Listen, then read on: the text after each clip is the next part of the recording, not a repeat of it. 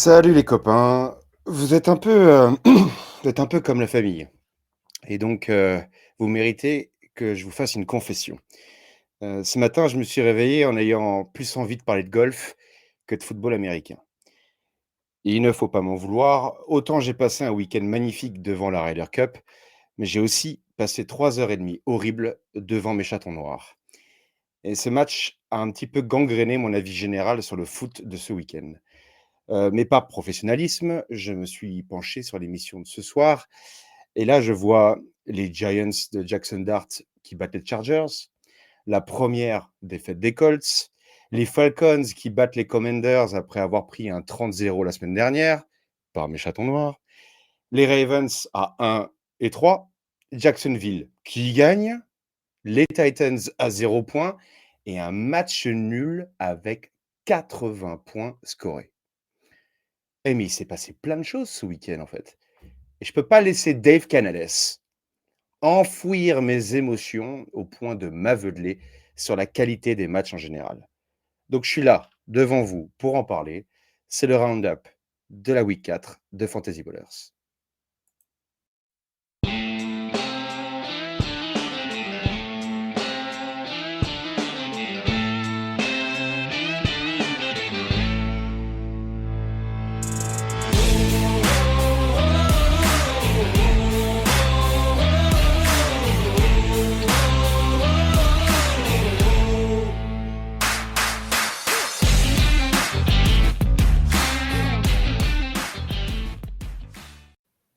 Hello, hello, hello, salut tout le monde, bienvenue en Fantasy Ballers, le round-up, semaine 4, déjà un mois passé à regarder de la NFL. Et il s'en est passé des choses ce week-end, j'en parlais, mais avant toute chose, si vous n'êtes pas encore abonné à nos réseaux Fantasy Ballers F sur Twitter /X, Fantasy Ballers FR un peu partout. N'hésitez pas, fantasyballers.substack.com pour un site rempli d'articles et fantasyballers.fr pour avoir un statut sur toutes les ligues Fantasy Ballers de la saison. Pour parler un peu de tout ce qui s'est passé ce week-end et aussi d'un désastre, encore une blessure qui nous fait mal, quelqu'un qui a certainement réactivé son compte Fanatics pour acheter le maillot de Jackson Dart, c'est Major Milou. Salut Marc, comment vas-tu? Salut, ça va très très bien. Et bonsoir à tous. J'ai pas acheté le maillot de Jackson Dart, non. Pas encore, il faut attendre 2 petites semaines. Tu l'as peut-être déjà mis dans ton basket et prêt à appuyer sur valider. Il y en a un autre qui revient jetlagué d'un beau voyage en Irlande. C'est Aptine. Comment vas-tu, mon pote? Salut France, salut à tous. Bonjour Marc. Confrère winner, comment tu vas? Eh ouais, il y en a 2 qui sont pas déprimés et un Ouais. déprimé ce soir. Mais j'espère que vous allez me redonner le sourire.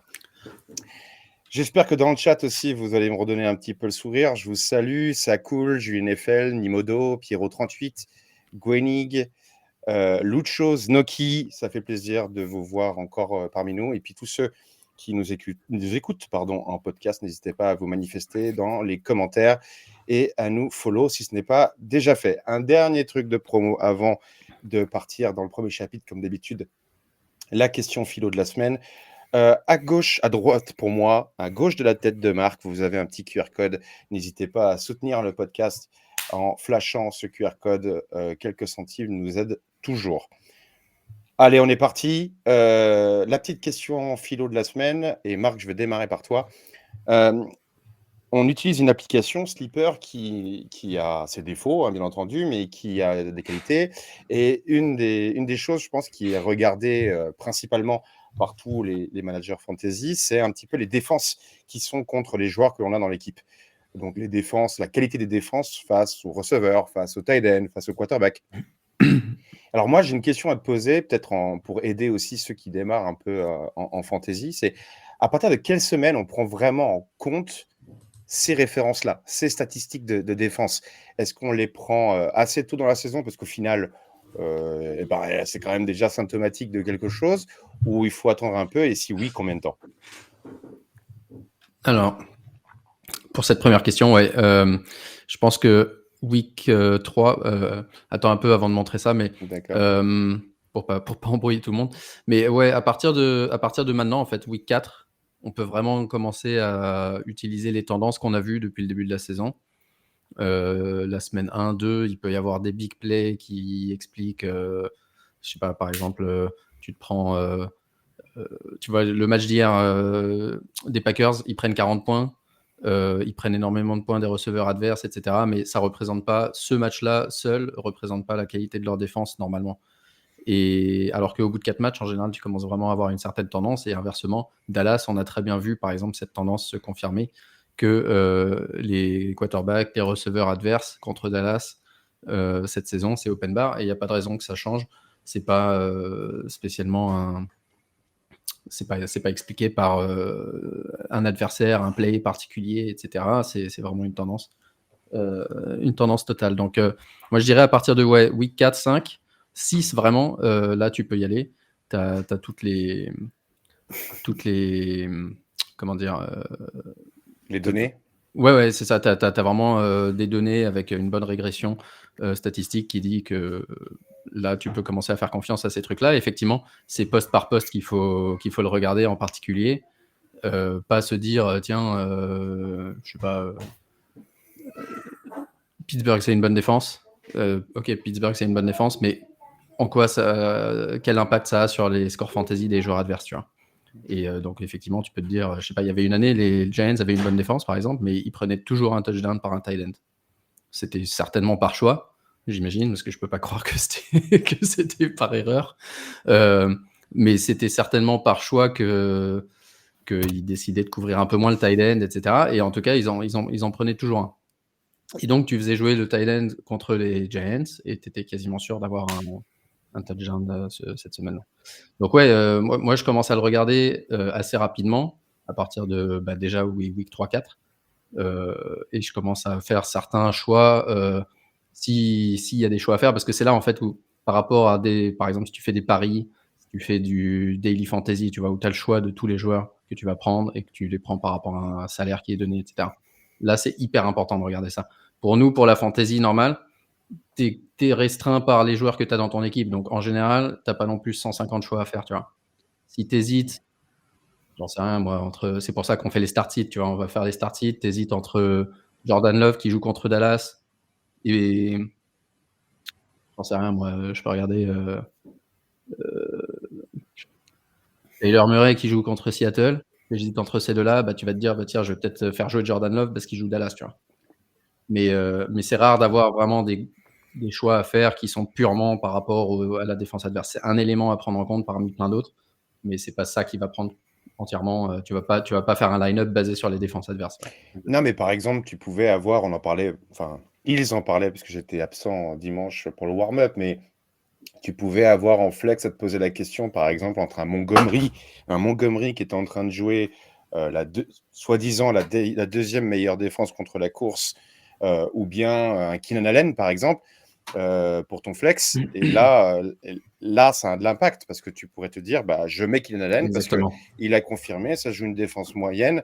Et en Montgomery, un bis de Détroit contre une bonne défense. Et donc, est-ce que dès la semaine 4, on peut faire confiance à ce genre de stats? Toi, tu dis oui. Oui, moi je dis que dès la semaine 4, tu peux commencer à faire confiance à ça par rapport à certaines tendances. Et surtout, tu le fais confiance pour les extrêmes. Alors là, tu peux afficher, si tu veux, le truc que j'avais préparé, parce que je l'avais envoyé en tweet dimanche. Et je m'étais pas mal servi de ça aussi pour l'épisode Mark My Words vendredi. Alors, c'est tout petit, et allez voir sur Twitter si vous voulez voir les images en grand. Mais en gros, ça, c'est quelqu'un qui regarde les défenses adverses par poste et voir combien de points fantasy ils autorisent, et aussi le EPA et le success rate. Et juste pour voir les extrêmes, tu vas voir pour les QB, par exemple, Dallas, tu as un nom comme Jordan Love, il a fait un très bon match hier. Pour les running backs, tu as Baltimore qui donne beaucoup plus de points que les autres aux running backs adverses sur les trois premières semaines. Du coup, week 4, j'avais dit Isaiah Pacheco, et il a mis son touchdown. Encore une fois, receveur Dallas, tu vois Romeo Doubs, fait combien de touchdowns hier? Donc voilà. Et par contre, c'est pas non plus. Donc c'est vraiment les extrêmes qu'il faut essayer de viser. Tu vas pas te dire, tiens, attends, Casey, je vois qu'ils ont la 10e meilleure défense. C'est là où Sleeper est un peu limité, parce qu'eux, ils te mettent juste un code couleur, en fait. Et ils te mettent le vert très foncé, ok, tu peux te dire vert très foncé, c'est bien. Mais entre le vert un peu clair, le jaune, le orange, tu vois ce que je veux dire, genre ceux-là, je les ignore. Et après souvent dans le petit texte, il rajoute, il joue la 2e meilleure oui, défense. ouais, ou si voilà. tu lis les analyses, ouais, exactement. Et c'est pas non plus pour dire que là, c'est un exemple, ça a bien marché cette semaine, tu vois, parce que les défenses mauvaises, elles ont autorisé des touchdowns aux joueurs adverses. Mais quand tu regardes les bonnes défenses, par exemple, running back, les Rams, ils étaient super forts. Jonathan Taylor, il a quand même fait un super match. Juste au-dessus, tu avais Washington, Bijan Robinson, il s'est marré. Par contre, effectivement, Cleveland, 30e meilleure défense, enfin, 30e pire défense pour les running back adverses. Montgomery, il n'a rien fait. Donc, c'est un truc à prendre en compte. Et moi, je pense qu'à partir de week 4, tu peux commencer à le prendre en compte. Mais il ne faut pas, pour notre fantasy, ce n'est pas du DFS, ce n'est pas des paris en ligne, ce n'est pas des machins. Il ne faut pas que ça devienne une obsession. Il faut prendre en compte les extrêmes et c'est tout. Aptin, toi, c'est plutôt le high test qui t'importe au début de saison et les stats beaucoup plus tard. Ouais, Ou bah après, pareil, ça dépend. Non, bah, je rejoins ce que Marc disait, hein, mais après, moi, c'est vrai que je vais plus peut-être regarder par rapport à la draft que tu as eu, les streamings, on en parle beaucoup, que ce soit défense de streaming ou QB. Après, j'arrive pas à voir que tu streams ou des running backs ou des receveurs, mais c'est vraiment QB et défense qui vont arriver. Donc là, bien sûr, tu vas regarder contre qui jouent les Saints. mais bon, vous avez l'idée. Donc ça, c'est assez important quand tu n'as pas une top défense que tu fais jouer toutes les semaines, ou même quand tu n'as pas un super QB, type Fields, tu vois, qui était quand même assez un low-to et qui se blesse. Donc il te faut toujours par exemple, moi, j'avais dans une fantasy, je crois que c'était contre Marc, et ben j'avais starté Mariota. Quand ils ont dit qu'ils avaient starté et tout, il m'a ramené 20 points et c'est juste parfait, quoi. Donc je regarde ça rapidement. Enfin, en streaming, je regarde ça rapidement. Après, c'est vraiment pour la fin d'année et par rapport au trade qu'il faut essayer de se bâtir le calendrier le plus facile. Type justement en prenant les infos des tableaux de marque, de dire Justin Jefferson, c'est quelle défense faible qui va jouer. Il sera sûrement un peu en balotage à 8-8 avec son équipe, donc ils vont devoir à tout prix marquer. Et ça, tu le vois juste avant, peut-être 1 ou 2 semaines avant la trade deadline, quelles équipes vont devoir jouer jusqu'à la fin, et aussi avec encore plus de stats, enfin encore plus de données pour voir les stats, de quelles équipes sont vraiment pas fortes contre les QB, etc. Donc ça, c'est quelque chose que je vais beaucoup regarder deuxième partie de saison. Intéressant. Alors après, évidemment, les défenses elles sont amenées à évoluer. Il faut regarder les matchs. Et puis les Mais c'est blessures. clair que les extrêmes ont souvent quand même des vérités qui viennent pas de nulle part. Et donc, c'est intéressant de les regarder.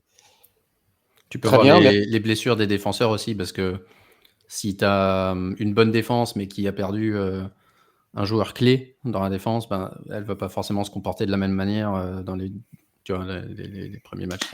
Et je suis d'accord avec ça. Ouais. Et je suis d'accord avec Aptin sur l'histoire des trades, mais encore une fois, alors il y a par exemple, pour ceux qui se demanderaient où trouver ces informations ailleurs que Sleeper, sur Fantasy Pro par exemple, il y a un écran qui s'appelle Fantasy Points Strength of Schedule. Ouais. Et tu vois, pour chaque poste, encore une fois, un système entre 1 et 5 étoiles. Entre 1 et 5 étoiles pour la qualité du schedule restante. Donc effectivement, pour les 4-5 derniers matchs, pour les calendriers de playoff et tout ça, ça peut être important. Si tu hésites entre deux joueurs, si tu te dis, tiens, je peux avoir un mec qui a un bon schedule de playoff. Mais encore une fois, je dirais, faites gaffe à pas devenir... C'est une donnée importante, mais faites gaffe à pas devenir obsédé avec ça. Ouais. Et peut-être pour l'histoire et pour montrer au final que moi, c'est quelque chose que j'ai beaucoup fait. À chaque fois que j'avais un peu d'avance, je gagnais beaucoup de matchs en début de saison et que je disais, je me focalisais trop sur les playoffs, où je prenais des joueurs qui étaient plutôt... qui jouaient des équipes assez faiblardes. Je me suis fait défoncer en playoff. Donc comme quoi, ça marche pas toujours. Ouais, je me rappelle, Aptin et moi, historiquement, il y a une dizaine d'années, quand on commençait, on avait fait un trade justement, Antonio Brown et Julio Jones, pour exactement cette histoire de schedule. Il y en a un de nous deux, je ne sais plus lequel c'était, il y en a un de nous deux qui avait besoin de bons matchs week 12-13 pour se qualifier pour les playoffs. et l'autre, il avait besoin de bons matchs 14-15-16 pour les playoffs. Et on avait décidé de faire un trade. Et en fait, ça n'avait absolument pas marché. Je crois que celui qui avait un bon schedule, week 13, s'est chié dessus. Celui qui avait un bon schedule de playoffs s'est chié dessus. Enfin, c'était pas du tout. Donc, ouais, c'est encore une fois une donnée à prendre en compte. Je pense que pour répondre à la question initiale, à partir de week 4, tu as une vraie tendance. À partir de week 6, c'est clair. Avant, c'est un peu tendu.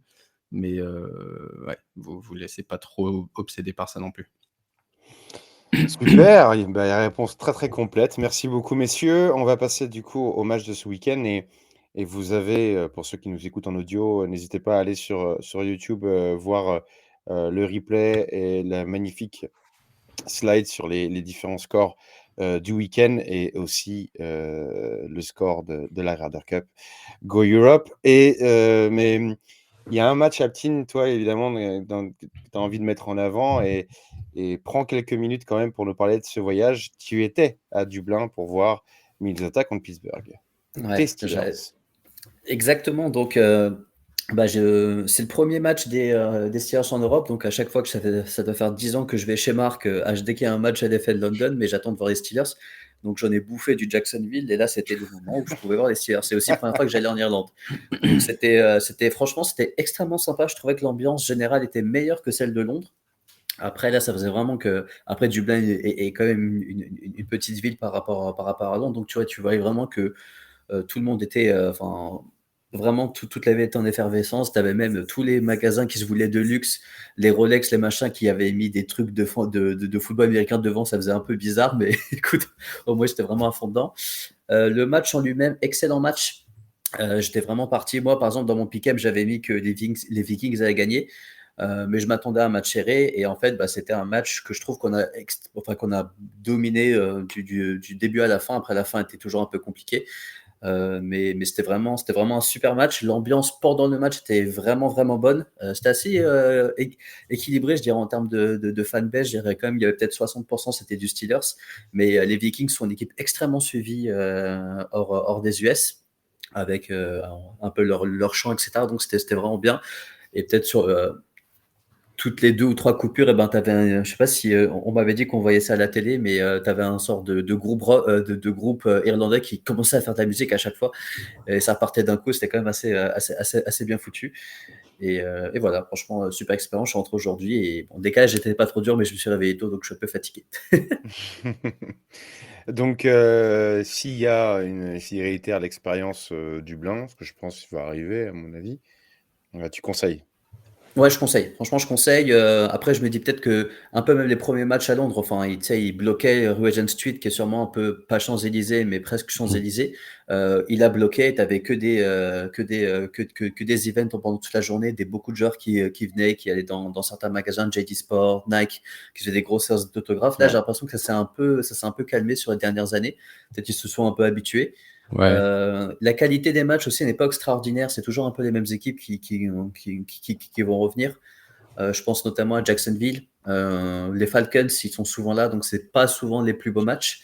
Mais au moins, ce qui est bien, c'est que pour cette affiche, et en plus pour un peu l'histoire derrière les Steelers, et surtout derrière les propriétaires qui, eux, sont irlandais, ça faisait beaucoup de sens que les Steelers viennent. Donc, j'espère qu'ils continuent comme ça. Je pense pas les revoir l'année prochaine, les Steelers, mais s'il y a une début de tendance, c'est parfait.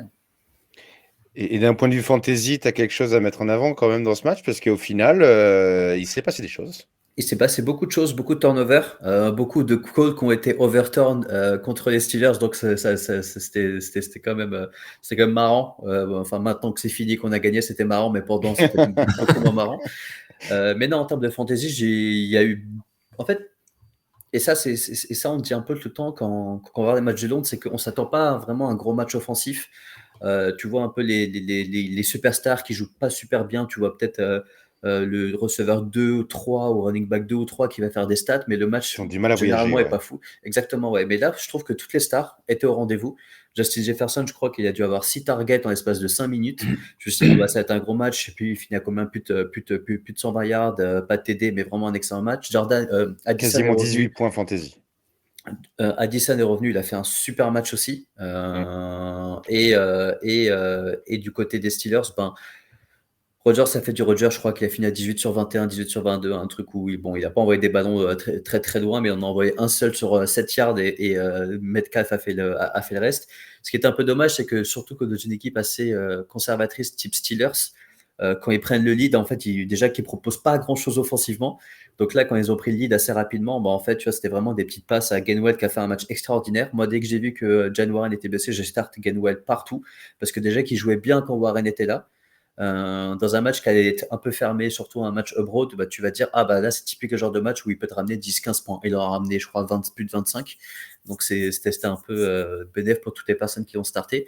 Mais je trouve que d'un point de vue fantasy, il y a quand même eu des RB1, RB1, même QB1 au final, je pense qu'il fait un bon score, Rodgers. Vraiment un peu les têtes d'affiche ont bien joué. Et même si Carson Wentz aussi a fait un bon match en fantasy finalement. il a beaucoup de points fantasy, ouais, après QB2 en Superflex par exemple, top. C'est ça, franchement c'est ça. Et après je suis pas sûr qu'il y ait beaucoup de monde qui ait starté parce que tu dis justement match à Dublin plus la défense des Steelers qui était qui galérait pas mal depuis le début de saison. Mais est-ce que tu veux prendre le risque quand même de starter un Wentz contre Steelers? Je sais pas, mais je crois au final il termine à plus de 20 en Superflex, si peut-être en Superflex QB2, tu vois. Moi je l'ai fait parce que quand même hein, le marché il est pas gigantesque quoi donc. Non, c'est vrai, mais et là c'est typique en fait, vu qu'on a pris les rênes du match assez rapidement, je pense que c'était une surprise. Dans un match, on va dire un peu plus pas normal, mais bon, qui un peu plus logique peut-être d'un point de vue niveau. Je pense pas que Carson Wentz avait besoin d'envoyer je sais plus combien de ballons parce que je crois qu'il en a envoyé beaucoup vu qu'ils ont fait courir après le score. Mais franchement, c'était un super match et je suis bien content que les stars fantasy soient montrées. Marc, un petit commentaire sur ce match avant que tu passes au tien. Utilisez la fonction auto-sub dans Sleeper quand vous avez des joueurs questionable. Jaylen Warren, on pensait qu'il jouerait et finalement il était forfait. C'est toujours un peu surprenant quand on se fait quand on voit l'alerte. Nous ça va parce qu'on est en Europe, mais il y a des Américains surtout sur la côte Pacifique qui à 7h du mat ont dû se réveiller pour faire leur ajustement. Non, au-delà de ça, le match avait l'air pas mal offensivement. Il y avait quand même des trucs un peu ouverts. Et pour revenir à Dublin, Aptin, ouais, c'est effectivement c'est une ville beaucoup plus petite. C'est un public qui est amateur de sport. Je crois qu'il y avait eu un match de collège à Dublin une année et ça avait super bien marché aussi. Donc ça m'étonne pas que toute la ville se soit un peu transformée et ça rend le truc un peu plus sympa que Londres où effectivement tout est maintenant concentré un peu autour de Tottenham et le centre-ville continue à vivre sans avoir besoin de la NFL. Donc ouais, pour l'ambiance, ça m'étonne pas. Ouais. Mais je te dis ça, mais après, on est tous partis dans différents pubs et tout. Et si tu veux, tu avais tous les petits écrans qui étaient pour la NFL. Exactement. Et le mais vraiment giga écran était pour le golf. Alors que tout le monde avait des maillots NFL qui étaient genre scotchés devant. Ouais. Et c'est pour ça que je me dis, mais qu'est-ce qui se passe? Moi, je suis pas du tout golf. Et là, c'est pour ça, en rentrant, je me suis dit, bon, bah, je vais poser mes questions à mon groupe qui est, eux, très, très sport et qui connaissent plein de choses. Et ouais, du coup, bah, je me suis tapé ça dans l'après-midi aujourd'hui pour un peu regarder ce qui s'était passé et tout. Mais vraiment super expérience. Eh ben, c'est cool. J'ai une dernière petite question à Ptine sur ce match. On fait quoi avec les tight ends à Pittsburgh? On fait rien. On leur coupe des mains ou qu'est-ce qui se passe là? Bah, on savait un peu déjà quoi. Et que les tight ends allaient être utilisés comme bloqueur, notamment Darnell Washington. Je ne sais pas si vous voyez c'est lequel, mais si tu veux, c'est notre tight end 3. Il doit faire toi plus moi plus Franz, tu vois. Enfin, le truc, et ouais, c'est vraiment un monstre et tout. Après, moi, je savais que Frère Move, c'était sûr et certain que franchement, il était limite même pas draftable. John Smith, je m'attendais à mieux. Mais là, les ballons qu'on lui a envoyés, c'est j'ai pas envie de prendre un sac, j'ai pas envie qu'on recule trop. Tiens, je te donne une balle. Et je pense que il perd 5 yards, mais vu que c'est demi-pépère, bah, en fait, ça fait un 0. Mais ouais, il a eu 3-4 balles comme ça, Joe Smith, hier. Mais moi, j'arrive pas à me dire que tu peux starter un tight end aujourd'hui des Steelers. Mais je comprends pas parce que Rodgers, il a du mal à lancer loin. La slant de DK Metcalf, c'est carrément une route qui peut te donner un tight end. Je comprends pas pourquoi il n'y a pas de plus de Alors jeu sur la slant, oui, mais après DK Metcalf, il va les chatouiller les trois kilomètres à l'heure. Le tracé, oui, mais le problème c'est que quand bien même les trois Allez, les deux, parce que je pense que Washington, sur ce type de course, il sera pas super bon. Mais si tu veux, ça peut être, quand même il y en a un ou deux, bah, ok, il va prendre 2 points sur cette course, enfin sur cette course. Mais le problème, c'est que, ok, mais c'est quel qui le fait? À un moment, ça te fera Hermous, à un moment, ça va être Jonnu Smith. Max, dans un jeu où ça se passe bien, tu vas avoir 4 points, peut-être un TD à la fin. Et le TD, généralement, il va plus cibler Washington parce qu'il est vraiment massif et il va lui mettre une balle un peu à les Metcalf en aller un contre un basket. Donc c'est juste difficile parce que là, nous, on va jamais marquer 40 points par match et l'idée, c'est vraiment juste de faire avancer la balle. Ça marche plutôt bien avec ce qu'on fait aujourd'hui. Et moi, je trouve ça plutôt pas mal ce qu'on fait avec les armes qu'on a. C'est-à-dire qu'on a un seul joueur et il y a comme avoir des stats un peu potables. Mais autour, quand Warren il va revenir, tu peux limite starter aucun running back et tight end, j'en parle même pas. Marc, j'en parlais dans l'intro, il y a une équipe qui est favorite, qui est à 1 victoire et 3 défaites. C'est les Giants. C'est ce match-là que tu as envie d'highlighter, c'est Kansas City-Baltimore, le choc du week-end. Ouais, le choc du week-end qui finalement était un petit peu décevant en termes de suspense. Cette équipe de Baltimore qui a une défense assez catastrophique depuis le début de la saison. Contre les Bills, week 1, c'était un match spectaculaire, mais au final, ils ont donné 41 points et perdu le match, alors qu'ils menaient de 2 scores à un moment. Contre les Browns, équipe pourrie qu'ils ont battue assez facilement, mais ils ont quand même lâché 17 points. Contre les Lions, une bonne offense, ils s'en sont pris 38. Et là, ils s'en prennent 37 contre Kansas City, qui jusqu'à maintenant galérait un petit peu, justement, offensivement, à marquer beaucoup de points. Donc, je m'interroge effectivement sur l'avenir pour les Ravens, à cause de leur défense. Pour revenir à ta question initiale philosophique, je vais commencer à targeter les équipes qui jouent contre les Ravens, justement. À la fois QB, running back, receveur, tout le monde a l'air de manger. Donc, et en plus, je viens de voir qu'ils ont perdu un defensive tackle qui doit être. Moi, j'y connais rien en défense, donc excusez-moi si je connais pas le joueur, mais il doit être important puisque tout le monde a l'air catastrophé par le fait qu'il est perdu pour la saison. Donc, ça va encore plus être possible de courir contre eux. Donc, ouais, très décevant, équipe de Baltimore jusqu'à maintenant, qui a été annoncée comme une favorite au Super Bowl, qui pour le moment est 1 et 3. Et qui, à la fois défensivement et offensivement, a l'air de galérer. On parlera tout à l'heure aussi d'une blessure potentielle pour Lamar Jackson et de l'impact que ça a. Mais voilà, c'était ça, surtout autour de Baltimore, parce que Kansas City, ils ont fait ce qu'ils avaient à faire. Mahomes joue extrêmement bien, je trouve, depuis le début de la saison. Il en est déjà, toi qui, Aptine, pété un cap depuis 2 ans avec les performances fantasy de Patrick Mahomes. Cette année, tu dois être assez content jusqu'à maintenant, en 4 semaines. Mais c'était surtout plus la faiblesse de la défense de Baltimore qui m'a frappé dans ce match. Et pour illustrer les deux propos, alors le premier qui est dont on a parlé lors de la question philo, et puis même le deuxième, c'est ce qui est dit depuis le début de la saison, c'est qu'on a du mal à savoir quel joueur de Kansas City va briller à quel moment. 3 receveurs à plus de 10 points fantasy cette semaine côté Kansas City. Worthy, Juju et Hollywood Brown. Et puis le quatrième qui a 7.6, il a marqué un touchdown. Ouais, j'allais dire, il a pas 10 points parce qu'il a mis son touchdown. Ouais. Exactement. Donc, je trouve que ça illustre parfaitement les deux aspects. Et merci Alexandre Lala Packers qui est dans le chat, qui me dit que c'est Madu Buquet qui s'est blessé, leur meilleur D-tackle. On va passer au top et flop, et je vais lister les tops pour ceux qui nous écoutent et qui n'ont pas forcément la vidéo. En quarterback ont été sélectionnés Dak Prescott et Patrick Mahomes, on vient d'en parler. Les running backs Ashton Genty, Josh Jacobs et Bijan Robinson. En receveur Puka Nacua, George Pickens et Amon-Ra St. Brown. Et puis les tight ends Dallas Goedert et Tyler Warren. Marc, on a eu un peu ce thème... j'ai presque envie de dire, alors ça dépend de l'émission. Voilà.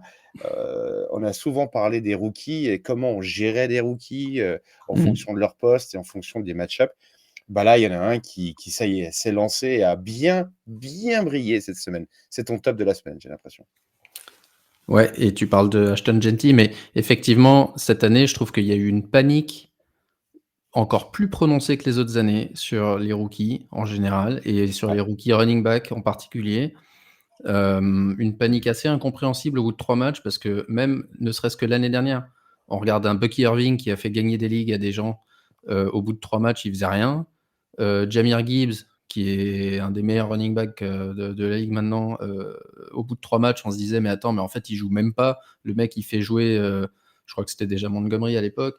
Enfin, il y en a eu plein des exemples récents et j'ai l'impression que la mémoire collective a complètement disparu. On s'est dit: «Ouah, les mecs, ils sont rookies, ils sont pas, dans le top 3 dès la première semaine. Est-ce qu'on vend?» La semaine dernière, enfin, sur le halftime show, ça disait: «Ouais, on vend Ashton Genty». Alors OK, halftime show, on fait exprès d'avoir les 2 avis. Je sais pas si c'était vraiment l'avis ou pas, mais heu, offensive line horrible, le mec il arrivera à rien, et cetera. Et ben là, on s'est rappelé que voilà, le talent finit par gagner. Il a fait 32 points. La fenêtre de Bailo, si elle existait, s'est refermée très violemment. 2 touchdowns sur 2 réceptions aussi, alors que justement son rôle à la réception commençait à affaiblir un petit peu. Et donc, excellent match. Et je voulais dire aussi, en général, les rookies running back, cette semaine, justement, ça a été leur semaine. Woody Marks à Houston a pris le dessus sur Nick Chubb en termes de volume et en termes de points fantasy. Il a marqué 2 touchdowns lui aussi, contre une équipe faible des Titans, hein, certes, mais il est là dans les waiver All-Star. On a Omarion Hampton des Chargers. Son équipe a perdu, mais il a été exceptionnel. Je crois qu'il est pas listé là, mais plus de 100 yards, un touchdown, 5 passes, 5 réceptions, je veux dire.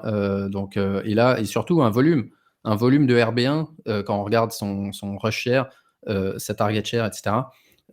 Et les Chargers n'ont pas jusqu'ici l'impression de vouloir recruter absolument un running back pour remplacer Najee Harris. Donc pour moi, Hampton, RB1, tant qu'il n'y a pas un deuxième mec qui vient. Celui de Cleveland, Quinshon Judkins, peut-être le plus impressionnant de tous, parce qu'il est arrivé quasi sans entraînement, sans hype. On s'attendait même plus à ce qu'il soit là. Et le mec, il est super fort alors que son équipe est nulle. C'est le seul qui surnage. Et même Henderson aux Patriots a fait enfin un touchdown et a pris un peu plus de volume. Donc ouais, pour moi, c'était vraiment la semaine des running backs rookies. Week 4, ça y est, ils commencent à rentrer un peu plus dans le rythme. Et ils montrent à tout le monde, si jamais il y a des gens qui les ont lâchés ou tradés bas, ils vont finir par s'en mordre les doigts parce que c'est des joueurs talentueux. Ouais, Genty, il y avait une remarque surtout par rapport à sa ligne offensive qui était plutôt une ligne de passe pro. Et là, il a eu des gaps. C'était quand même Genty, il se faisait, les yards qu'il faisait étaient souvent les mêmes yards que les yards après contact en moyenne, ce qui est complètement dingo. Ça veut dire qu'il se faisait toucher super rapidement.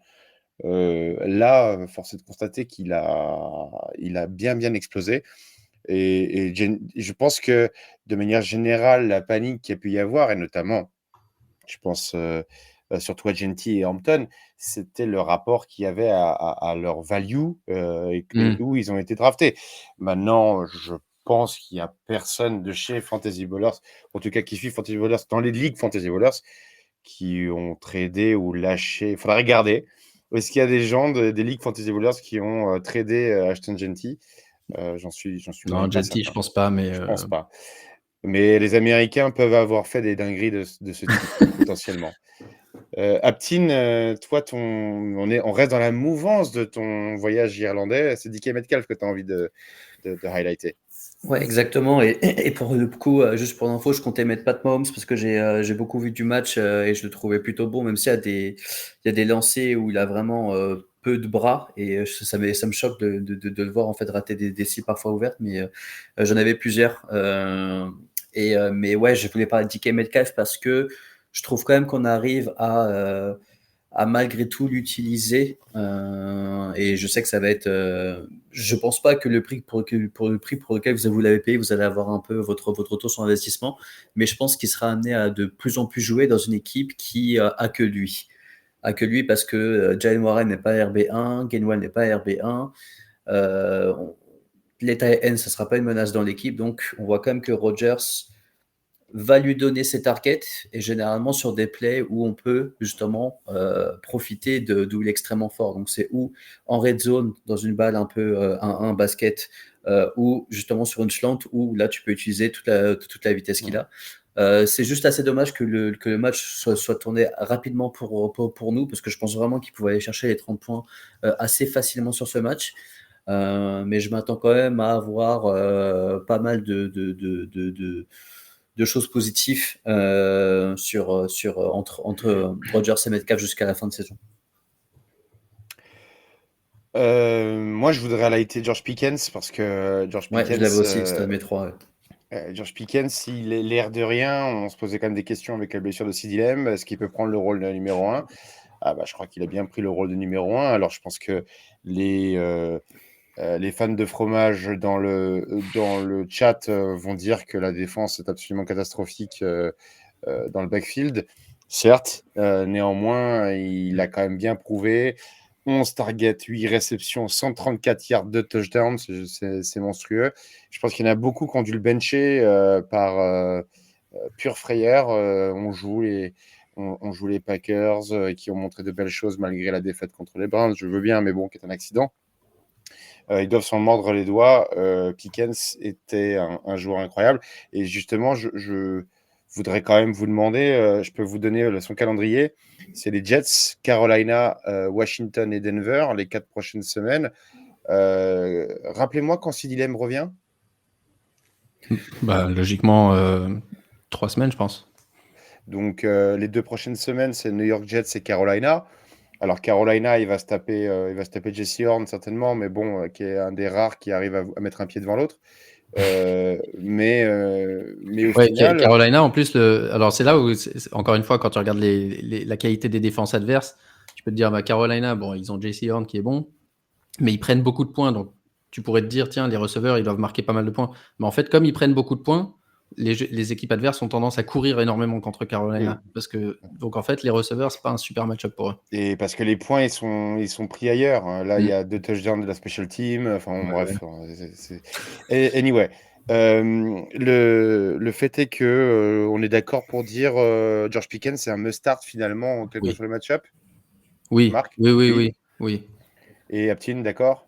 Ouais, totalement. Après, je suis pas sûr qu'il y ait grand monde qui les benché en se disant justement si Dilem n'est pas là, Dak Prescott aime envoyer la balle, ils ont pas grand monde. Donc c'est sûr que ça va. Enfin, c'est sûr qu'il aura au moins un double digit. Mais moi, je pensais pas du tout qu'il allait faire ce match-là. Je pensais justement qu'ils avaient plutôt une bonne défense. C'est vrai qu'après corner, ils ont des personnes moins connues, mais en tout cas, ils ont McInnes, si je dis pas de bêtises, qui est chez eux, qui est peut-être l'un des 3 meilleurs sur le poste. Et quand tu regardais les vidéos, parce que du coup, je me retapais un peu les vidéos et tout, il était toujours un peu du côté de Pickens. Et à un moment, c'était toujours du 1v2, tu vois. Donc après, c'est l'histoire de zone où tu arrives un peu de retard, etc. et tout, mais il était quand même de son côté, ou en tout cas très souvent. Et je me dis, ouais, en fait, non, c'est juste que ça a super bien marché dans un match. Franchement, je me dis, j'aurais kiffé le voir à 22h. Et bien sûr, tu te réveilles. Moi, je crois que c'est mon appli qui dit connaît. Je fais comme ça, 40-40, le match n'est pas fini. Je vais allumer la télé, je vais voir la fin et tout. En tout cas, je pense que Keyshawn Nixon va avoir les oreilles qui sifflent dans le prochain podcast de Tête de Et pour le coup, tu dis un must-start, mais moi, je suis en train de me dire, c'est quand même une bonne définition du CLA aujourd'hui. Ouais, alors si tu voudrais le vendre, tu le vendrais à peu près à quel niveau? T'as une idée? Parce que Zinkou avait posé la même question au bout de 2 semaines. Est-ce que vous croyez qu'on peut avoir un Judkins? Judkins, On a besoin d'un running back? Ouais, je pense, ouais. Mais un Judkins contre Pickens, ça peut-être. Mais je sais pas si. Ouais, après, ça dépend des besoins. Mais en termes de receveurs, si tu essayes de Ok, je croyais que tu voulais justement par rapport à un trade. Oui, ça serait un meilleur trade, évidemment. Mais simplement, au niveau des receveurs, tu le places où à peu près en ce moment? Fin WR1, genre top 10 ou tu essaierais d'avoir un top 10 si tu le vends haut? Oui, alors j'ai toujours du mal moi à vendre high, à sell high pour le même poste. Ouais, j'ai fait magnifique. À sell high pour le même poste, moi j'ai toujours un petit problème là-dessus. Mais je pense qu'il est border top 10, ouais. Il est border top 10. Tu peux essayer. Parce que là, par exemple, sur Fantasy Calc, attends, je regarde, je suis bien en redraft. Non, je suis en Dynasty. Redraft, il est où? C'est notre ami. Il est au niveau de. Tu vois, il est pas si haut que ça. Il est au niveau de Metcalf, tiens, justement. Alors que Pickens, il est receveur 5 de la saison pour le moment. Hein. Ouais. Et c'est le joueur le plus targeté dans la end zone aussi de la ligue. Après 4 matchs. C'est ouf. Encore plus que Davante. D'ailleurs, petite blague, hein, vous savez quel est le numéro 4? Parce que George Pickens, c'est le 5. Le 4, je pense qu'il n'aurait jamais été estimé. Non, c'est Quentin Johnston. Donc, c'est complètement dingo. Non, mais tu vois, ouais, donc sell high, si tu arrives à en tirer de la valeur, mais là, sur Fantasy Calc, tu vois, la valeur, elle est pas ouf. Pearsall, Metcalf, Marvin Harrison. Moi, j'avais Harrison en tête. Je me dis, si par exemple j'ai Metcalf, j'irai chercher Harrison, je pense. Juste parce que je me dis. Ouais. Pardon. Si j'ai là, je vais chercher Harrison. Là, ils ont un coup, ils proposent, tu vois, la question par rapport à Brian Thomas Jr., c'est intéressant. Ouais. Ouais, Brian Thomas, Ladd McConkey, est-ce que c'est un buy low ou est-ce qu'on a peur sur lui? Moi, j'ai toujours un peu peur sur ça. Moi, j'ai peur sur McConkey parce qu'il ouais, a pareil, mis target maintenant. En plus, là, il est en plein milieu de l'écran et tout. Ouais, justement, Quentin Johnston ou AJ Brown, tu vois. Non, mais AJ Brown, c'est un bon exemple aussi. Ouais. Mais pareil, AJ Brown, c'est catastrophique le jeu à la passe des Eagles cette année. Ils ont fait 0 yard dans la deuxième mi-temps, t'imagines ou pas? 0 yard à la passe. Et ils sont tout contents, ils sont 4-0. Bah oui, mais parce que c'est pas une équipe pour la fantasy maintenant, on se rend compte. C'est ça. Mais c'est les nouveaux Chiefs, quoi. Ouais, mais c'est pire parce que t'as AJ Brown et Devonta Smith et les mecs ils tapent 2 points, quoi. Les Chiefs, le problème c'est qu'on savait pas lequel allait exploser. Là, au moins, là c'est clair. Il y en a aucun des deux. Sauf s'ils sont menés, comme ils étaient contre, c'était les Chargers, là ils étaient menés, tout d'un coup ils ont dû enfin ouvrir un peu. Mais sinon c'est. Tu parles de qui? De Philly? Ouais, Philly, ouais. C'était les Rams. Ouais, pardon, c'était les Rams, c'était Los Angeles, pas la bonne équipe. Mais ouais, c'est ça. Ils ont prouvé qu'ils sont capables. Mais s'ils gagnent leur match en prenant aucun risque. Qui décroche à chaque fois que tu es en galère, il va répondre. Mais là, tu vois, tu n'as pas eu besoin de lui. Au moment où tu dis, allez, j'en peux plus, je le cite. Et là, bim, il fait 27 points. Et à la fin de l'année, tu vois qu'il a fini WR15 sur la saison. Tu dis, c'est pas possible. Moi, il m'a fait perdre tous mes matchs. Ah non, mais lui, c'est sûr. Là, aujourd'hui, des versions comme AJ Brown, je pense qu'il pète un câble. Ouais. En tout cas, super transition sur les flops. Les flops de la semaine pour Fantasy Ballers. Joe Flacco, Cam Ward, les deux quarterbacks sélectionnés. En running back, David Montgomery. On l'avait dit pour le warm-up. Derrick Henry et Jeremy McNichols. Et puis en receveur, Ladd McConkey et Jay Brown, Jacoby Meyers. Et en tight end, Chris Okonkwo et David Njoku. Moi, il y a un truc qui me fait flipper dans la liste avant que vous parliez de vos flops. Alors, même si Marc a un petit peu mentionné les siens, qui est un peu l'attaque des Eagles de manière générale, mais on a là quand même Montgomery, Henry, AJ Brown, Ladd McConkey. Ces 4 joueurs-là sélectionnés, si j'enlève Montgomery, les 3 autres sont sélectionnés dans les 15 premiers picks de vos drafts. C'est la définition même du flop. C'est flippant. Aptine, toi, tu avais Derrick Henry aussi, mais il se passe quoi? On fait quoi? Est-ce qu'il y a... T'es du style à paniquer là? Je vois que Marc paniquait plutôt sur la de McConkey, donc lui il parlera de la McConkey et pourquoi il panique, mais toi tu paniques sur Derrick Henry? Ouais, juste un truc, moi j'ai Derrick Henry nulle part, hein, mais tu avais une façon de dire que moi je l'avais, c'était le don que j'avais dit pour le flop, mais je l'ai nulle part parce que justement, en fait, moi il y avait trop de zones d'ombre. Après, on se posait un peu c'est la même question. C'est quand qui va ralentir, quoi. Et je crois que la dernière année de Tennessee, on s'est dit il est enfin ralenti et tout. Finalement il est humain, il a réveillé chez les Ravens, il a remarché sur tout le monde. Tu voyais ces vidéos assez stylées, là, colline, machin, il est en train de courir en sprintant dans des pentes à 25%. Degrés. Degrés, pardon, %. Mais la réalité, c'est que là, à part le match d'hier, les 2 matchs qu'ils ont perdus, c'est de sa faute. Fumble, dans le money time, tu ne le reconnais pas trop, même s'il avait fait des bonnes stats. Là, match pas du tout à l'avantage de Baltimore, donc il surjoue de la passe, il surjoue de Lamar Jackson, ce qui a fait qu'il est blessé. Un match comme ça, Derrick Henry sera ils vont préférer Justice Hill, qui est beaucoup plus pass-catcher, beaucoup plus rapide pour aller gagner, etc., pour courir derrière le score. Sauf que là, j'ai quand même l'impression qu'on va tomber dans une saison des Ravens. Pour moi, ils restent favoris, ils ont toujours une très bonne équipe, etc. Mais là, vraiment, la physionomie des matchs, c'est ils sont tous assez banged up. On ne sait même pas ce qui va se passer avec Lamar Jackson. Ils vont prendre 40 points. Donc, en gros, dès qu'il y a un match qui ne va pas aller dans leur sens, et ben, Derrick Henry sera Exact. benché. En fait, il y a vraiment Il pour peut moi. être scripted out C'est complètement. exactement ça. Donc là, vraiment, j'ai l'impression qu'il y a un risque autour de Gay et de Derrick Henry que tu ne veux pas avoir pour ton round 1 parce qu'il est quand même parti dans ton premier round. Donc moi, c'est juste pour cette raison qu'il est en flop. C'est plus le flop de la saison des Ravens qui commence à me faire très peur et aussi lui qui a montré des choses, enfin, une fébrilité que moi, j'avais jamais vue chez Derrick Henry. Donc, Du coup, Marc, Derrick Henry, c'est même pas un bailo? Non, Enfin, je pense pas parce qu'il parce sera que jamais bailo. Je crois qu'il n'y a ouais, en personne qui va fait, le lâcher l'eau, quoi. C'est ça le ouais, problème. il a déjà il a un nom et un historique qui fait que les gens ils se disent bah, il suffit que je le vende pour qu'il marque 20 points tous les matchs. Donc je suis pas sûr que tu puisses tellement le buy low.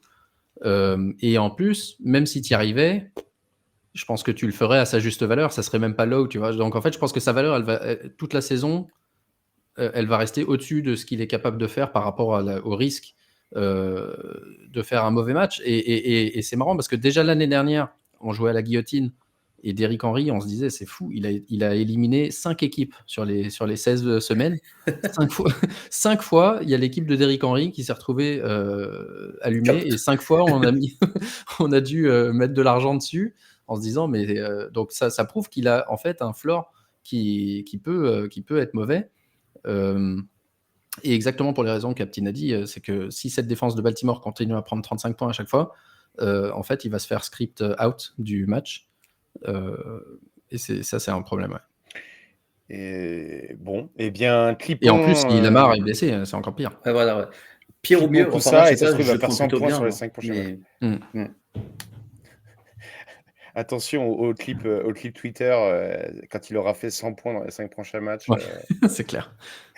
non, mais pour le coup, et là justement, Marc a ouvert une porte qui est extrêmement intéressante, c'est par rapport à ce qui va se passer à Lamar Jackson, qu'est-ce qui se passe avec Derrick Henry? S'il est out sur plusieurs semaines, ce que je pense pas, mais s'il est out plusieurs semaines, bah, Derrick Henry, normalement, sera le personnage principal du film. Mais maintenant, est-ce qu'aujourd'hui, cette équipe avec un Derrick Henry running back, et c'est qui déjà Rush? Cooper Rush, non, c'est Cooper quoi? Rush, ouais. Cooper Voilà, Rush. Cooper Rush est-ce que ça sera suffisant pour que justement c'est plus Derrick Henry qui va marquer ces 15-20 points? C'est juste qu'il y a un risque que normalement on n'est pas censé avoir autour d'un round 1. Ouais, et même moi je pense que même si ça devient le personnage du film en termes d'usage, d'utilisation, est-ce que, il est capable, parce que justement Henry, depuis 2 ans, depuis qu'il est à Baltimore, il marquait ses points, mais sans avoir une utilisation de ouf. C'était juste avec une efficacité de malade, en faisant des big plays, en marquant des touchdowns, en faisant 7-8 yards par carry, grâce au fait qu'il y avait Lamar Jackson dans le backfield. Et que les linebackers adverses doivent se demander à chaque fois, est-ce que c'est Lamar qui va courir, est-ce que c'est Henry, est-ce que c'est machin, et du coup, ça ouvre des possibilités. Et là, si cette possibilité-là, elle est plus là, alors peut-être qu'il aura plus de volume, peut-être qu'on va lui filer le ballon 20 fois par match jusqu'à ce qu'il se tue, parce qu'il a quand même 32 ans, et je sais que c'est un surhomme, mais il est plus tout jeune. Mais est-ce que si c'est pour faire, je crois qu'il y a même Ronnie Stanley qui est blessé aussi. Je sais pas si c'est grave ou pas, mais enfin, si tu veux, j'ai l'impression, quoi qu'il arrive pour Henry, c'est peut-être pas sa saison. Mais encore, ça reste, c'est Derrick Henry, évidemment, hein, ça peut changer. Mais moi perso, je l'ai dans une ligue et je suis inquiet pour Derrick Henry. Pour clore tout ça, je donne son calendrier vite fait. Houston, les Rams, bye week et Chicago. Donc c'est pas gagné non plus. Houston et les Rams, c'est pas des manchots contre la course. Donc à voir ce que ça donne. Marc garde la main et il y a Jules NFL qui dit: vous pouvez expliquer pourquoi selon vous Ladd McConkey a encore quasi rien fait? Et Marc, je crois qu'on peut paniquer un peu pour Ladd McConkey. Quentin Johnston, on l'a dit, hein, numéro 4 des receveurs de la saison. Ouais, et c'est pas comment dire, c'est pas de l'esbrouf, quoi. C'est pas de l'esbrouf pour concernant Quentin Johnston. Il est vraiment utilisé comme un WR1 cette année, et comme il fait pas de drop et qu'on connaît toutes ses autres qualités, son défaut principal c'était ses mains, il est utilisé comme WR1, et il rend des stats de WR1, et du coup, avec en plus Keenan Allen qui est venu pour prendre des targets, La target share de McConkey, elle est en dessous de 20% dans 3 des 4 matchs. L'année dernière, elle était en dessous de 20% aussi dans 3 matchs, mais dans toute la saison. Et il a eu aucune target dans la end zone depuis le début de l'année. Donc la question va plutôt être, là, s'il n'y avait rien qui changeait, je serais vraiment inquiet pour McConkey. Mais il y a quelque chose qui a changé quand même, c'est le fait que Joe Alt est blessé. Et je ne sais pas encore quel impact ça peut avoir sur l'offense. Je pense qu'ils vont être obligés d'être un peu moins se baser sur des longues passes si Herbert a moins de temps. Donc ils vont peut-être faire plus de courses, ce qui serait pas forcément bien pour McConkey. Mais par contre, s'ils font plus de passes un peu courtes, peut-être qu'ils vont avoir besoin de lui justement dans le slot et commencer à l'utiliser un petit peu plus. Mais je sais pas si c'est le cas ou pas. Je dis juste c'est une possibilité. En tout cas, actuellement, je suis vraiment inquiet sur le rôle de McConkey. Je peux pas expliquer pourquoi tout d'un coup ce rôle est plus petit que ce qu'il était l'année dernière, à part le fait que Quentin Johnson joue très bien et que ça réussissait très bien aux Chargers qui étaient 3-0 jusqu'à ce match contre les Giants. C'est pas que un rôle plus petit. Il a une réception pour 6 targets. Donc il y a aussi un problème d'exécution.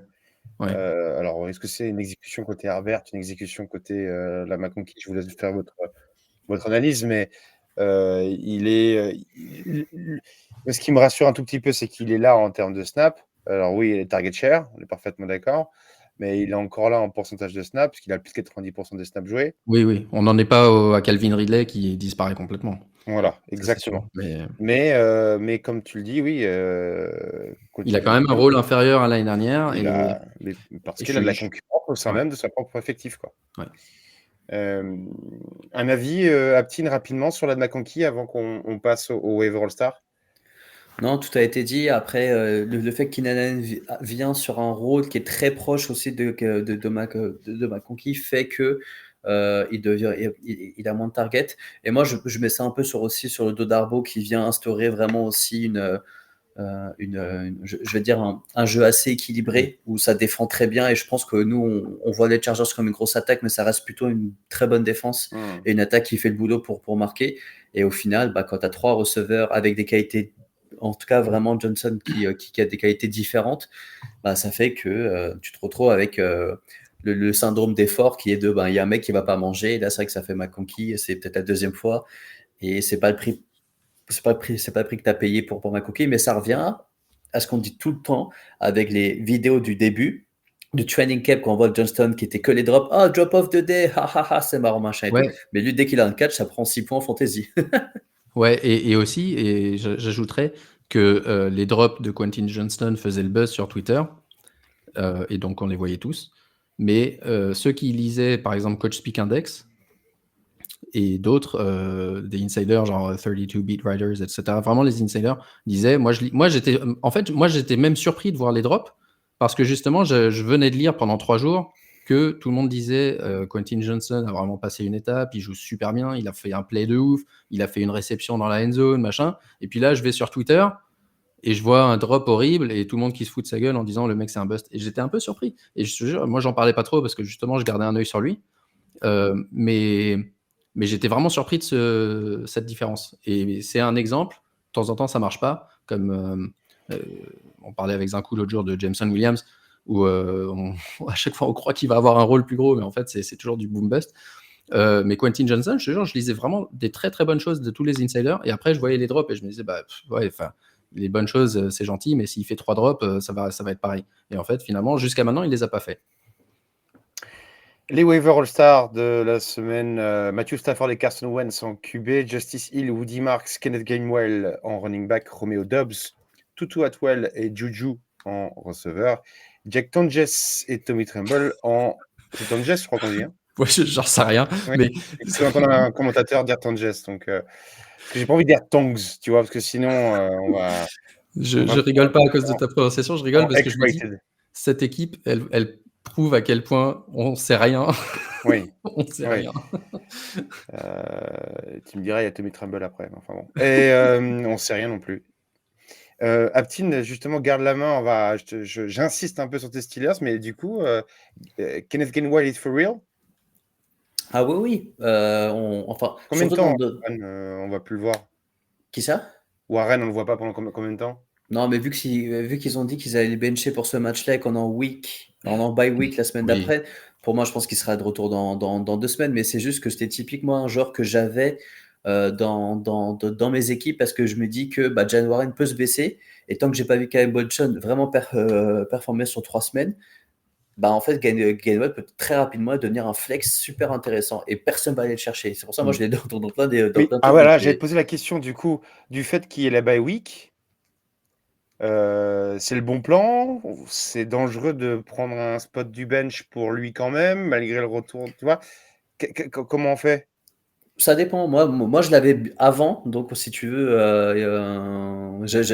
et c'était sans les blessés, donc je l'avais déjà avant sur mon bench. Je sais même pas comment, mais, euh, mais, mais, mais si tu veux, ça fait typiquement partie des running backs où on dit, ah bah si le premier running back se blesse, il peut devenir intéressant. Après, là, le problème, c'est que c'est dans une équipe qui marque pas beaucoup de points. En plus, c'est pas un nom. Enfin, tu vois, le mec, il s'est fait traîner des Phillies, des machins et tout.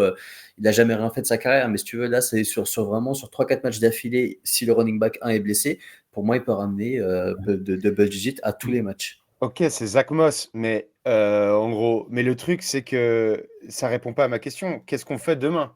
Est-ce qu'on met quand même un petit Moi, peu je de le sous? stash. On le prend en stash. Ouais. Marc, tu stacherais aussi?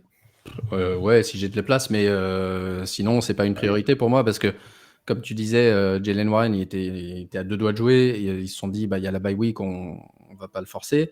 Donc, je pense qu'il sera de retour week, ça sera quoi du coup 6. Et avant ça, week 3 en particulier, il avait vraiment pris un rôle effectivement de RB1 dans l'offense. Alors, certes, le bon match de Gainwell va peut-être encore redistribuer un petit peu et ils vont peut-être partager un petit peu plus les snaps. Mais avant ça, il avait une rush share de 30%. C'était pas un volume utilisable. Par contre, effectivement, je suis d'accord avec Captain, c'est typiquement le genre de backup où au moins les idées sont claires. Si jamais le titulaire se blesse, tu sais à qui ça profite et tu sais que ça lui profitera vraiment. Il y a certains backfields où c'est pas le cas, où tu te dis, tiens, typiquement, tu vois, j'en sais rien à qui on pourrait penser, mais il y a des je sais pas, par exemple, non, il n'y a rien qui me vient en tête. Mike Nichols, par exemple, à Washington. Ouais, voilà, typiquement, Éclair se blesse et pour le moment, tu as 3 mecs qui font rien, aucun des 3 et ils se partagent le boulot et tu sais pas qui c'est. Voilà, exactement, bon exemple. Là, Gainwell, au moins, tu sais que tu auras un gars, mais si tu as de la place, oui, très bien. Sinon, c'est pas une priorité pour moi. Par contre, ça montre que ça pue vraiment pour Caleb Johnson. Hein. Pour l'instant, le Oui. mec qui a été drafté Si j'ai super Caleb haut par Johnson, beaucoup je de peux le personnes. dropper, ouais, aujourd'hui. Voilà, là, tu dis vraiment, Ouais. dans cette situation, qu'est-ce que je fais avec lui, quoi. Ouais. Franchement, là, t'es pas en dynastie, le mec, il va rien t'apporter avant week 8, 9. Ouais, encore, peut-être l'an prochain. On va rapidement parler des blessures parce que malheureusement, cette semaine, il y en a encore à déplorer. Et Marc, tu vas garder le micro parce que j'aimerais que tu nous parles de Malik Neighbors, bien entendu. Il est énormément, évidemment, il fait souffrir énormément de managers cette semaine. Et est-ce que du coup, tu penses qu'il va y avoir beaucoup, beaucoup, beaucoup de fab qui vont être utilisés demain? Alors, Oui, sur qui? Neighbors, il est effectivement important. Donc, sa saison est terminée. Ils ont confirmé blessure au ligament croisé. Il y a une petite chance qu'il soit de retour week 1 l'année prochaine, vu le timing. Mais bon, c'est toujours un peu la merde les premières semaines après un retour de ACL. Est-ce que cette blessure-là va générer énormément de fab? Pour moi, c'est pas une grosse semaine de waiver sur les receveurs, à part s'il y a quelques gars comme ceux que j'ai listés là qui sont toujours dispo par miracle, Wandale Robinson, Troy Franklin, Eli Kayomanor, peut-être Jalen Coker qui lui va revenir. Mais évidemment, le bénéficiaire direct de la blessure, ça sera Darius Slayton. Je ne mettrai pas 20 balles sur Darius Slayton en me disant il va prendre tout le volume de 20%. Malik Neighbors et me faire gagner ma ligue. Non, je ne mettrai pas 20%.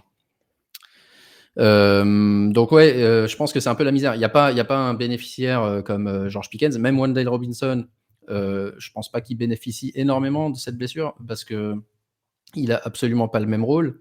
Il joue dans le slot. Je pense, a bénéficié justement de la présence de Malik Neighbors pour avoir des espaces. des espaces qui maintenant seront peut-être plus difficiles. Donc non, je pense que c'est le genre de blessure qui fait très mal à l'offense de New York et qui va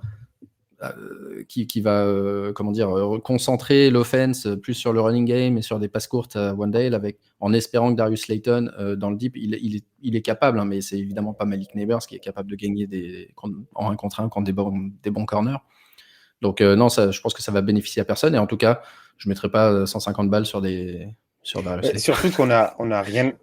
Enfin, dites-moi ce que vous en pensez, mais on n'a pas vraiment appris quelque chose sur Jackson Dart et de son style de jeu. Au final, et d'ailleurs, Non. tu peux lui dire à ton quarterback de faire attention. Il y en a un côté Miami, il a réduit sa carrière à cause d'avoir la tête baissée partout. J'ai vu prendre de sacrés tampons quand même le Jackson Dart. Alors, il a peur de rien, hein, c'est clair. Mais on ne sait pas du tout vraiment la connexion qu'il va avoir, quoi. C'est un vrai point d'interrogation, cette offense, finalement. Oui, aujourd'hui, ouais, clairement. Je pense que c'est pas une offense que je targeterais. All City offense avec Skatebo. Ouais. Non, c'est ça. Ouais. Skatebo non plus, à mon avis, il va pas finir la saison parce que c'est un malade.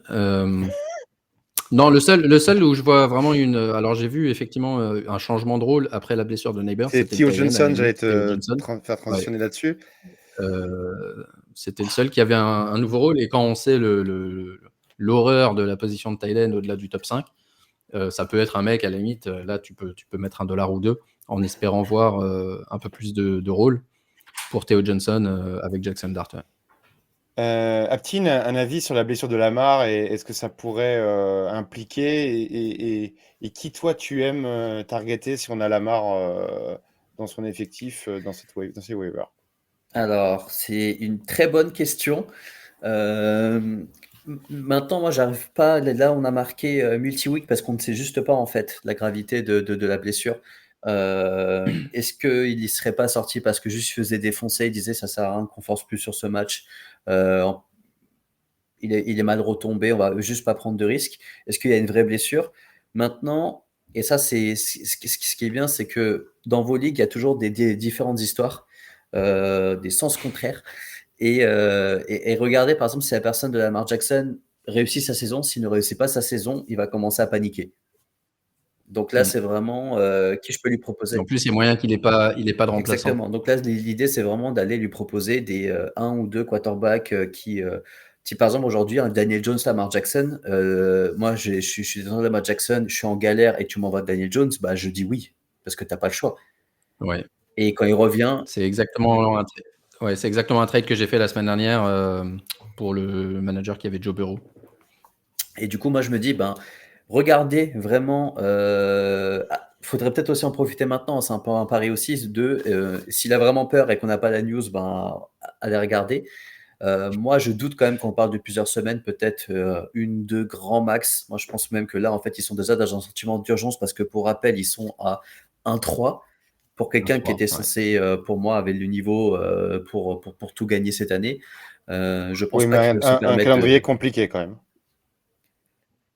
Calendrier ou pas, c'est les Ravens. Donc, si tu veux... les Bills, les Bills, les Pistons, j'allais dire. Les Lions et Kansas City, c'est des équipes que tu es supposé battre si tu veux aller au Super Bowl. Donc, ouais. Mais ouais, le truc, c'est qu'ils ont eu leur bye week 7. Donc, tu pourrais te dire, OK, il va rater 5-6 avec la bye 7 et se donner 3 semaines pour essayer de guérir les ischios, parce que ça, c'est des blessures à la con. C'est des blessures, si tu reviens trop tôt, tu risques d'avoir une rechute et de vraiment perdre la saison. Donc, The Flowers et le potentiel vrai impacté dans tout ça. Tu fais une tête Aptine, tu crois pas, toi? Tu penses que même avec un Cooper Rush, il va avoir ses targets C'est juste que c'est assez obscur ce qui peut se passer. On parlait d'Eric Henry. Moi, je me dis juste, est-ce que du coup, c'est lui qui devient la pierre principale de l'offense, ce qui aurait quand même plus de sens parce que ça reste un joueur qui est le meilleur joueur de son équipe dans beaucoup d'équipes. Maintenant, pour la passe, je pense que ça va être... J'irais safe et je dirais peut-être que là, on a à l'écran que Likely et peut-être Andrews peuvent redevenir un peu intéressants, les deux en même temps, non, et là, ça va être... 8 targets, Marc Andrews. Hein.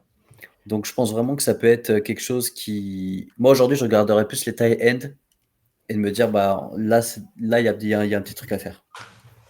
Il faudrait aller regarder, si Cooper Rush est confirmé, il faudrait aller regarder ce qu'il a fait du côté de Dallas, qui il avait targeté le plus en termes de postes. Si vous avez la foi, j'avoue que je ne l'ai pas fait. Mais ça peut être intéressant de voir quelle était sa tendance. Bien, passons au Monday Night Football, messieurs. Et Marc, juste, Franz, je oui, voulais dire un truc vas-y. sur les waivers en général. On Ouais. arrive à ce stade de la saison où tu peux commencer aussi à avoir des trades. Et j'ai vu par exemple Alvin Kamara dans des rumeurs de trade. On sait qu'il y a des équipes qui ont besoin de running back. Si c'est le cas, justement, c'est le moment où il faut cibler les. Dès que vous avez une place, je sais que c'est encore un peu tôt parce qu'il n'y a pas eu de bye week ni rien, mais pensez vraiment à tous les backup running back possibles et imaginables. Pour les bancs, si vous avez un mec qui sert à rien, mettez un backup running back parce que vous savez jamais ce qui peut arriver pendant la semaine. Et la semaine d'après, vous vous retrouvez avec le joueur qui est titulaire. Donc les Kendry Miller, les Oli Gordon, les mecs comme ça, c'est utile à avoir au fond de son banc. Bien vu, bien vu. Monday Night Football, le terrible duel entre les Jets et Miami. La purge! Mais pas Et forcément. Mais d'un point de vue Pas fantasy, moi je pense pas. Moi Ouais. je pense qu'il y a des trucs qui Non, m'intéressent. d'un point de vue fantasy, mais le En termes 0-6 offensifs. là, oh Ouais. là là. Le En termes- 0. Bah, moi, je vais le regarder. Moi, c'est minuit 15 chez moi, c'est parfait. Je vais regarder la première mi-temps. Ah bah, donc vous saurez En plus, que Marc n'a pas de réunion demain matin. j'ai besoin de beaucoup de points de Tyreek Hill. Oui, bah moi un petit peu aussi. Quand je devais le starter, je l'ai starté. De l'autre côté, Denver archi favori contre les Bengals. Donc Marc, toi, qu'est-ce que tu attends pour ce Monday Night Football, mis à part Tyreek Hill, qu'est-ce que tu as Non, bah ouais, Jets Miami, j'espère justement un match offensif. La défense de Miami, elle est assez terrible depuis le début de l'année. C'est celle qui nous a fait croire que Daniel Jones était redevenu un QB1 indispensable. Donc j'attends de Justin Fields qui revient après sa commotion. J'attends un gros match de Justin Fields. Et j'espère un match offensif avec juste des points un peu dans tous les sens.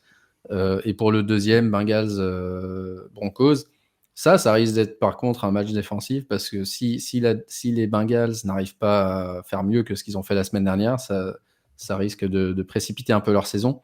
Donc j'attends de voir un rebond, j'attends de voir ce que ils jouent à domicile, je crois, non c'est NFL France indique le truc, mais je veux voir si Browning est capable de faire réveiller un peu cette offense. On pensait que ça serait pas si terrible que ça, et puis finalement le premier match où il a été titularisé, ça a été une cata. Il y a eu effectivement des fumbles. Je dis c'est pas que à c'est Denver. de Browning, mais j'attends de voir si collectivement ils rebondissent un peu contre une équipe de Denver qui va pas être facile à manœuvrer. C'est Jamar Chase, hein. Il faut voir ce qui se passe avec Jamar Chase. On a déjà perdu Malik Neighbors, on flippe sur Zay Flowers, CeeDee Lamb qui n'est pas là. Et Higgins. AJ Brown, il faudrait quand même pas que Jamar Chase soit encore trop impacté. La réponse, c'était, et il faut le dire parce qu'on l'a pas cité de tout l'épisode alors que c'est la star fantasy du début de saison. La réponse c'était Pukanacua. Ouais, ou Sam Brown qui est aussi par là dans le premier round, dans ceux qui ont été pris premier round quand même. C'est vrai. Aptine, toi, qu'est-ce que tu attends particulièrement de ces Monday Night Football avant qu'on dise au revoir à nos amis? Moi, pas grand-chose, tout est au vert. Ah, Tout est au non, vert. il y en a une contre moi justement où c'est encore tight. T'es vert, mais Ah oui, ouais, c'est celle-là, serré. ouais. T'as besoin de H.N. Etienne, et toi, t'as qui? Je crois que j'ai T. T'as Higgins. Bonix. Bonix Non, t'as et T. Bonix. Higgins, ouais, je Ok. suis dans la merde. Écoute, je sais pas. En fait, il y a trop de trucs qui se croisent, etc. Moi, je voudrais juste que. Non, mais plus, même pas fantasy. Je voudrais juste que ou les Jets ou Miami montrent en fait qu'ils vont faire quelque chose cette saison et qu'ils sont pas là pour tu vois, vraiment se faire défoncer par toutes les équipes, Ouais. etc. Je veux juste avoir un jeu, au moins des décisions, tu vois, des débuts de tendance qu'on comprenne. Si là, par exemple, Miami perd, Tyreek Hill, est-ce qu'il bouge tout de suite? Enfin, tu vois, des choses où je me dis, là, il faut des réponses parce que là, les deux équipes, en fait, elles vont nulle part. Brissot, on voudrait bien qu'il se fasse trader. On en a déjà parlé dans les épisodes d'avant. Maintenant, je voudrais bien que c'est ou il montre un petit truc et pourquoi pas un début de tendance, ou non, vous êtes nul, c'est acté, vas-y, venons, on commence à bouger 2-3 joueurs pour avoir du draft capital l'année prochaine ou sur les années d'après. Eh bien, super. Eh ben, messieurs, on a fait le tour. Je crois qu'on n'a rien oublié. Petit commentaire de Zinkou qui nous dit qu'il y a également Bucky Irving qui est possiblement blessé. Il passe en IRM aujourd'hui. Donc, Rashad White, bonjour. You're back. Mon petit Rashad White à surveiller. Messieurs, merci beaucoup encore de m'avoir accompagné sur ce round-up de cette semaine 4. Et puis, moi, je vais aller ressortir mon paquet de mouchoirs en revisionnant un peu le film de mon équipe avant le podcast. Tu pourras nous dire si, en termes fantasy, je veux pas parler d'autre chose, est-ce que ça serait mieux pour Macmillan si c'était Bryce Young ou Andy Dalton le QB? J'ai déjà un petit avis sur la question, mais bon. Tu pourras nous le dire après avoir vu le match. Je vais me refader un peu les 3 quarts temps du match. Ouais. Messieurs, je vous embrasse. Et Adios. puis, Yes. je vous dis de passer une bonne semaine. N'oubliez pas, le halftime show, c'est mercredi désormais, mercredi 21h30. Et puis le warm-up de dimanche 10h30. Allez, bisous, bisous. Ciao. Ciao, ciao.